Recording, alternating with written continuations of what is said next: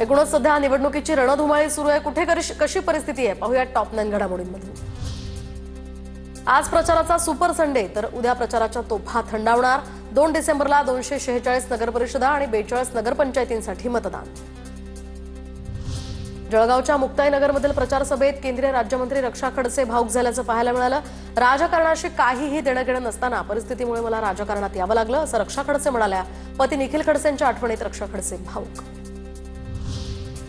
डोंबिवलीमध्ये शिवसेना आणि भाजपचे कार्यकर्ते आमने-सामने। रवींद्र चव्हाणांच्या कार्यक्रमावेळी हा गोंधळ, दोन्हींकडून जोरदार घोषणाबाजी आणि शक्ती प्रदर्शन। भाजपमधून नुकतेच शिंदेंच्या सेनेमध्ये गेलेल्या विकास म्हात्रे आणि कविता म्हात्रे यांचे बॅनर झळकल्यामुळे कार्यकर्ते आक्रमक। पालघरमध्ये भाजपच्या 2 गटांमध्ये तुफान हाणामारी, तर भाजपचे माजी शहराध्यक्ष आणि भाजप महिला कार्यकर्त्यांमध्ये हा वाद। दरम्यान माजी भाजप शहराध्यक्ष अशोक आंबुरेंसह इतरांवर विनयभंगाचा गुन्हा, नगरसेवक पदाच्या उमेदवारीसाठी 10 लाखांची मागणी केल्याचाही आरोप। दोन्ही गटांविरोधात परस्पर विरोधी गुन्हे दाखल। नंदुरबार जिल्ह्यातील 4 नगरपरिषदा पालिकेमध्ये टपाली मतदान, तर आता जिल्हाभरातील एकूण 733 टपाली मतदार आपला मतदानाचा हक्क बजावतात। गोंदियातल्या तिरोडा नगर परिषदेमध्ये प्रचार रणधुमाळीशी गेला। आमदार विजय रहांगडे यांची रॅली, घर-घर संपर्क मोहिमेमध्ये आमदारांचा सहभाग, प्रभागामध्ये फिरून मतदारांशी संवाद साधला। भोरमधील भाजपचे पदाधिकारी हे राष्ट्रवादीमध्ये प्रवेश त्यांचा झालाय, तर अजित पवारांच्या राष्ट्रवादीमध्ये पवारांच्या उपस्थितीत त्यांचा पक्षप्रवेश सोहळा संपन्न। अनेक महत्त्वाचे पदाधिकारी भाजपला सोडचिठ्ठी देऊन त्या ठिकाणी गेले। कोल्हापूरच्या जयसिंगपूरमध्ये गाडीत 2 लाखांची रोकड, सर्जेराव पवारांच्या गाडीतनं निवडणूक आयोगानं 2 लाख रुपये जप्त केले। सर्जेराव पवार हे प्रभाग क्रमांक 11 मधील उमेदवार अशोक पवारांचे भाऊ।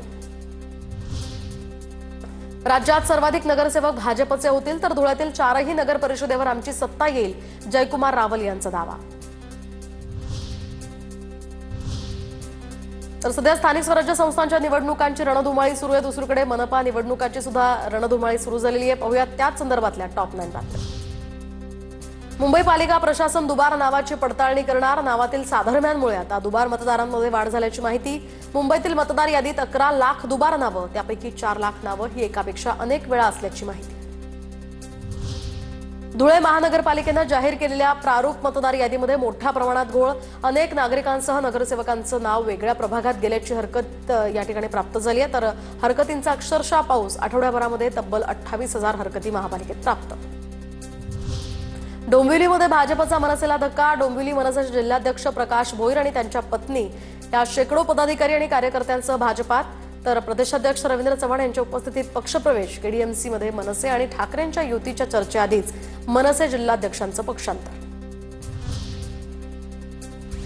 तर पुणे मनपा निवडणुकीमध्ये दोन्ही एनसीपी एकत्र आल्यास राजीनामा देणार। TV9 मराठीशी बोलताना प्रशांत जगतापांना अश्रू अनावर। सामान्य कार्यकर्त्याच्या आयुष्याची राख रांगोळी झालेली पाहणार नाही, शहराध्यक्ष आणि सदस्य पदाचा राजीनामा देणार, असंही केलं स्पष्ट। प्रशांत जगताप राजकारणातनं विश्रांती घेत असल्यासंदर्भात बातमी आल्यानंतर शिंदेंच्या शिवसेनेचे नेते रवींद्र धंगेकर यांचा सल्ला। प्रशांत जगतापांनी असा निर्णय घेऊ नये, पुणेकरांसाठी प्रशांत जगतापांनी काम केलं पाहिजे, धंगेकरांचं आवाहन। म्हणजे असा चांगला कार्यकर्ता अचानक जर काही पक्षाची ध्येय धोरणाबद्दल जर त्यांचे प्रसार माध्यमातून ऐकलं की मी राजकीय संन्यास घेईन, तर एक कार्यकर्ता म्हणून, एक पुणेकर म्हणून असं वाटतं की एक कार्यकर्ता असा नेहमी घडत नाही। सातारा जिल्ह्यातल्या पाटणकर गटातील 100 कार्यकर्ते शिंदेंच्या शिवसेनेत, मंत्री शंभूराज देसाई यांच्यासोबत काम करण्याचा निर्णय। शरद पवारांच्या राष्ट्रवादीचे प्रदेशाध्यक्ष शशिकांत शिंदे प्रशांत जगतापांशी चर्चा करणार। पुण्यामध्ये अजित पवारांसोबत युती केल्यास राजकीय संन्यास घेण्याची जगतापांची भूमिका, तर पवारांच्या राष्ट्रवादीचा एक गट दादांसोबत युतीसाठी इच्छुक असल्याचीही माहिती। निवडणुकीच्या पार्श्वभूमीवर लोणावळा ग्रामीण पोलीस सज्ज। जुन्या पुणे मुंबई महामार्गावर पोलिसांकडून वाहनांची कसून चौकशी। पंकजा मुंडेंनी जळगावात आदिशक्ती मुक्ताईचं दर्शन घेतलं। रक्षा खडसे सुद्धा यावेळी उपस्थित। पंकजा मुंडेंच्या हस्ते आरती करण्यात आली।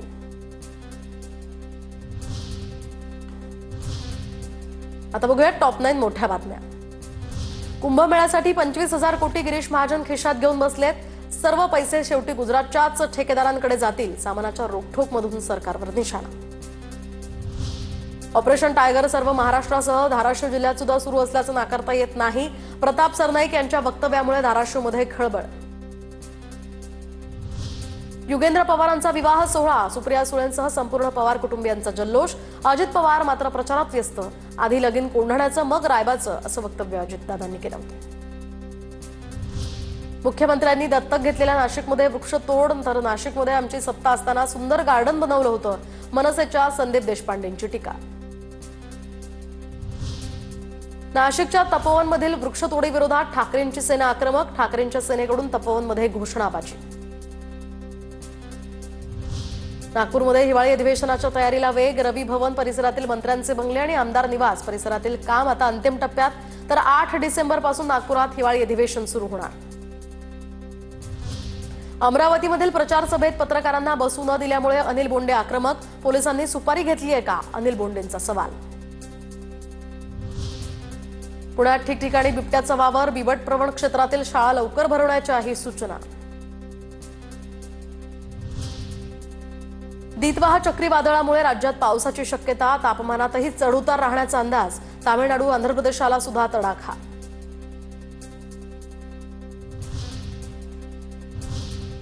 आता बघूया टॉप 9 महत्वाच्या बातम्या. गोरेगावसह मालाडमध्ये रिकाम्या जागांवर पालिका आधुनिक मैदानं उभारणार. मनोरंजनासाठी पालिका 8.18 कोटींचा खर्च करणार. महापालिकेच्या मालकीच्या मोठ्या रिकाम्या जागांचा यामुळे विकास केला जाणार. राज्यभरात शिक्षकांचं 5 डिसेंबरला शाळा बंद आंदोलन. शिक्षण धोरणातील बदलांमुळे 20 ते 25 हजार शिक्षक अतिरिक्त ठरण्याचा धोका. विशेषतः ग्रामीण, आदिवासी आणि तांडा भागातील शाळांवर याचा मोठा परिणाम होणार. त्यामुळे निर्णयाविरोधात शिक्षक आक्रमक.